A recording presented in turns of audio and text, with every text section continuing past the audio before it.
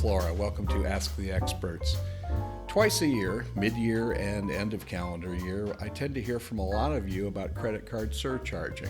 And so that trend is continuing now.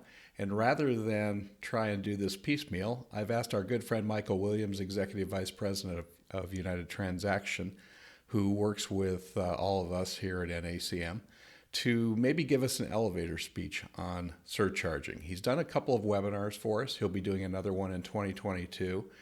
But I thought a quick review might be helpful because I get the sense that a few of you are thinking about it, and I'd like you to avoid some mistakes along the way. So we'll turn to Michael here in just a second to have a little chat. But in the meantime, if you have a question you'd like our group to take a look at, please go to our website, nacmbcs.org, and click on Ask an Expert. Type in your question, and we'll get it out to our body of experts, and perhaps it'll show up here in this forum. So with that, let's go see what Michael has to say. So Michael Williams, welcome. It's nice to be with you as always. And we're in that time of year when people seem to want to know all about credit card surcharging. So I thought I'd come to you to answer a lot of the questions we're getting right now and maybe get the 5-minute elevator speech about surcharging. And for those that can't pick it up in 5 minutes, we'll do a webinar for them. So welcome and carry on, my friend. Okay. Hey, thank you, John, and thank you, everyone. Michael Williams, I'm Vice President of NACM Relations with United Transactions, and we're, of course, partners with WorldPay, the largest credit card processors on the planet, and we're proud to be there. We're going to talk today about surcharging very briefly, but surcharging is to everyone tremendously confusing. It's multi-layered. You've got federal, you got Dodd-Frank, that you've got to be compliant with. You've got the state laws. What are the state laws now? What are they not? What's changed? How many this year have changed? And then you've got the card network rules and regulations, and then you've got the technology that's required to put things in place to make that an automation. So I'm going to run down really quickly some of those things that are required. Some are mandatory, and what's allowed by the card networks, and what kind of signage do I have to use, and what about all those state laws? How do I navigate those? So let's take a look at that briefly.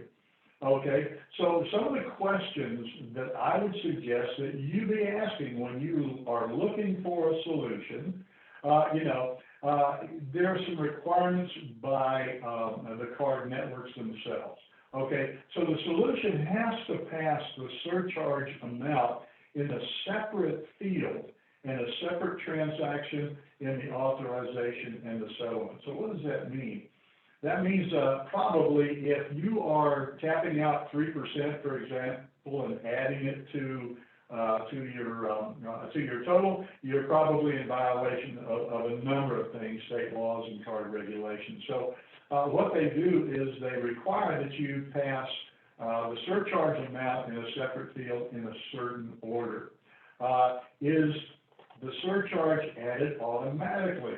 And again, if you're adding that surcharge with a calculator, you're definitely in violation of your card network rules, if not many others, other levels. Does your solution recognize the card type? Because it is on several levels a problem with the solution recognizing the card type. So you can surcharge credit cards, but you can't surcharge a debit card or a gift card or a prepaid card. Those are all violations of Dodd-Frank, of most state laws, and for sure your card network regulations. So you've got to be able to do that and do it automatically. Does it reflect the surcharge amount in the same font and the same size on the receipt as everything else? In other words, you can have a surcharge on there. It's got to be in a specific order. And then it's got to be the same font, the same size, and it's got to be on the front of your receipt, rather than maybe with an asterisk down at the bottom or put it over on the back and kind of try and hide it. No, it's got to be out there for everyone to see. it has to be reflected in a certain order. So your surcharge has to have a subtotal, which would basically be, it would be your invoice plus tax less discount, if any. And then you would have the surcharge amount, and then finally a grand total at the bottom. And that grand total is what's actually going to be charged to your customer. And so they have to see that, and they have to see the grand total as well as the dollar amount of the surcharge. So those are some of the items that must be included if you're going to surcharge. And those are according to card networks, and then mention also some of the state laws in Dodd-Frank as well. So let's talk about state laws real quick, because that's a hot topic for everyone. The good news is there's 48 states out there that allow the business-to-business surcharge, in their states. There's only 2 states, Massachusetts, which basically Massachusetts is under the consumer credit side of the Attorney General's house, and also Connecticut, which both addresses business-to-business and consumer purchases. So in the state of Connecticut, you cannot surcharge on the business-to-business or on a consumer as well. So you've got 2 states there that look sideways at that and will not allow it. There are some workarounds for that, according to some of the law firms that are very, very astute in surcharging and surcharging laws. So there are some things that you can do.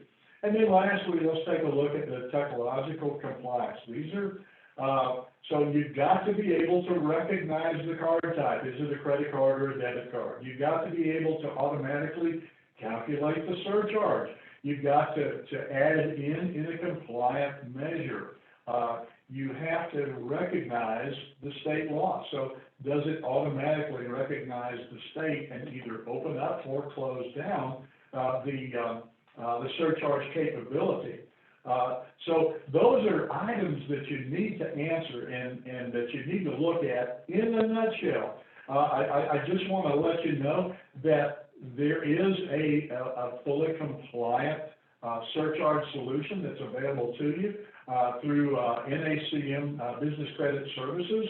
And also, we would love to be able to speak with you offline on a one-on-one basis, take your questions, and also just see what's on your mind as far as what you would like to accomplish and see if we can help you. So, John, there it is, boy. That's 5 minute speech. That's great. Our seminar, 5 minutes. Yeah.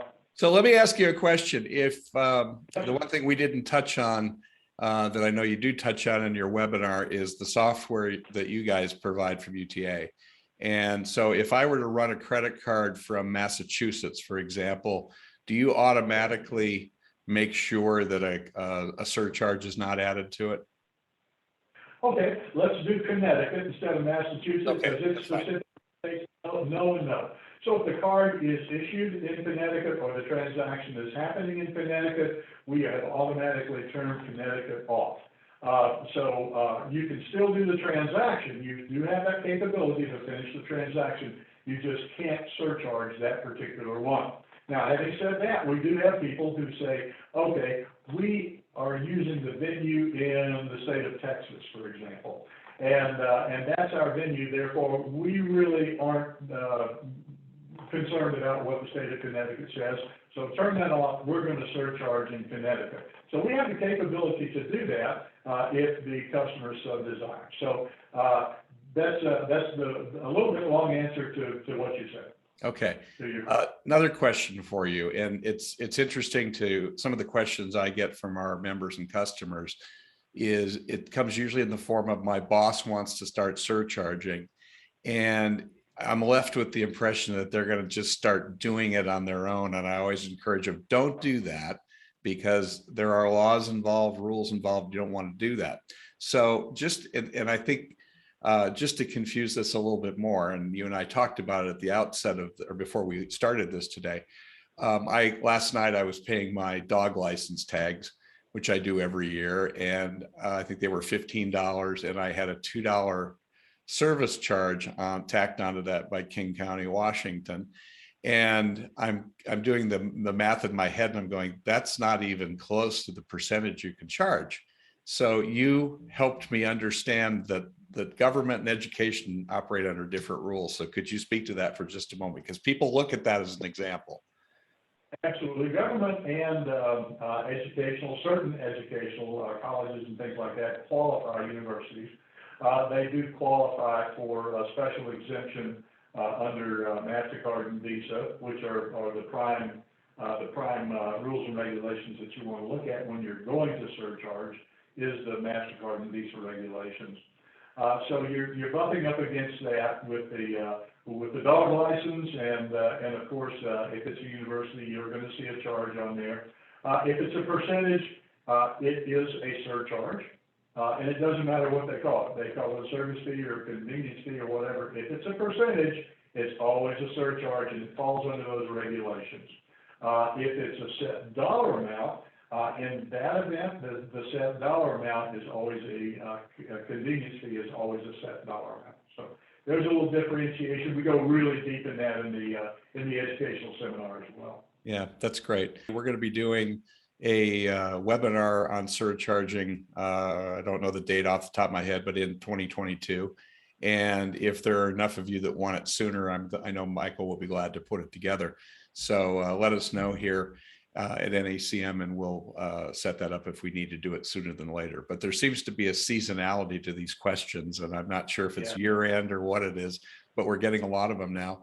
And I can tell you that I was talking with a potential customer just the other day who was kind of wrapped around the axle on surcharging and was ready to go off and do their own thing. And hopefully I got them straightened out. But when we went to surcharging, I want to say 3 years ago, it may be 4, we don't process a lot of cards around here, but we went to surcharging really as an educational matter because people were calling asking about it.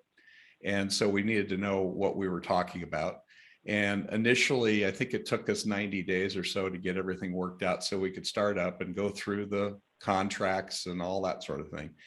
And along the way, people would call and say, I'm interested in surcharging, but oh, by the way, I don't want to pay your new surcharge. So we still let them write a check or do ACH or give us a bag full of non-sequential $20 bills, however they want to do it. But those questions do come up. And if you're watching this, you won't be the first one to have them. And that's why we have an expert like Michael and his crew at UTA to help us. So be sure to ask before you go down those paths, and we'll get you squared away in the right direction. So with that, Michael, it's always a pleasure. Thank you very much. We appreciate your time and expertise, and we'll look forward to seeing you on your webinar here in the next couple of months.